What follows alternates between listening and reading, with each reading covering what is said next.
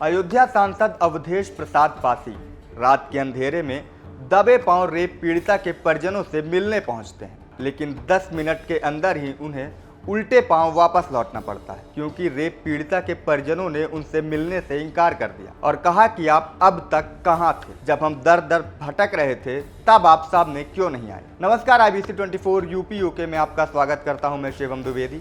खबर अयोध्या से है, जहां अयोध्या सांसद अवधेश पासी दलित रेप पीड़िता के परिजनों से मिलने आधी रात उनके घर पहुंचे थे, लेकिन परिजनों ने मिलने से इनकार कर दिया और कहा कि आप रात के अंधेरे में मिलने क्यों आए हैं। थोड़ी देर बाद मौके पर आसपास के लोग भी एकत्रित हो जाते हैं और सपा सांसद को पीड़िता के घर पहुंचने से पहले ही रोक देते हैं। दरअसल बीते 2 सितंबर को अयोध्या में एक दलित लड़की के साथ दुष्कर्म की घटना हुई थी।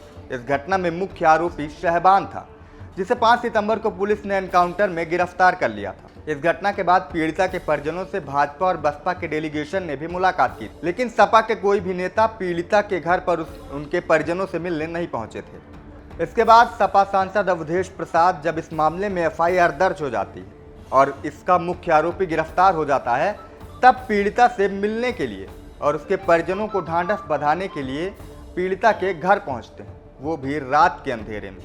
उन्हें देखते ही पीड़ित के परिजनों ने कहा कि हम FIR के लिए दर दर पर भटकते रहे, हमारी कहीं सुनवाई नहीं हो रही थी, तब आप सामने नहीं आए और आज आप मामला दर्ज होने के 3 दिन बाद सामने आ रहे हैं, वो भी रात के अंधेरे में।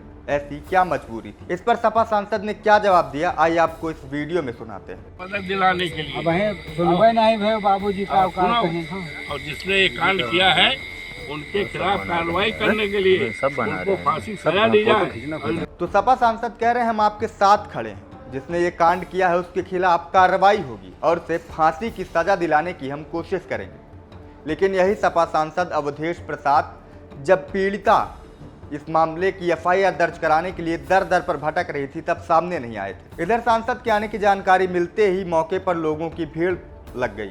लोग टॉर्च और मोबाइल की रोशनी जलाकर सांसद के पास पहुंच गए और उनसे बातें करने लगे और उन्हें बताया कि इतने वर्षों के बाद भी अब तक इस गांव में न सड़कें हैं और न बिजली की समुचित व्यवस्था है।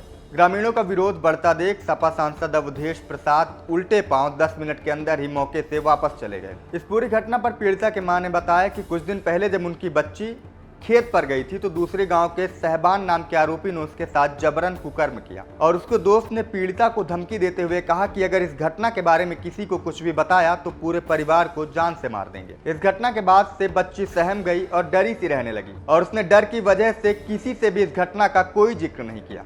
इस घटना के 20 दिन बाद जब दोबारा आरोपी शहबान ने बच्ची को खेत पर बुलाया और उसने जाने से मना कर दिया, तब आरोपी की आप हिम्मत का अंदाजा इस बात से लगाइए कि आरोपी उसको धमकाने के लिए पीड़िता के घर पर जा पहुंचा और दरवाजे पर खड़े होकर धमकी देने लगा। इसके बाद जब मां ने बेटी से पूछताछ की तब इस पूरे मामले का खुलासा हुआ और पता चला कि उस बच्ची के साथ दुष्कर्म हुआ है। मां ने बताया कि 2 सितंबर को दोपहर 3 बजे शहबान अपने कुछ साथियों के साथ उनके घर पर आता है और उन्हें धमकी देकर कहता है कि तुम्हें बम से उड़ा देंगे, कब तक अपनी बेटी को घर में रखोगे, इसे हमारे साथ भेज दो। जिसके बाद पूरा परिवार डर जाता है और इस मामले की FIR कराने के लिए थाने जाता है, लेकिन वहां पर इनकी सुनवाई नहीं होती है।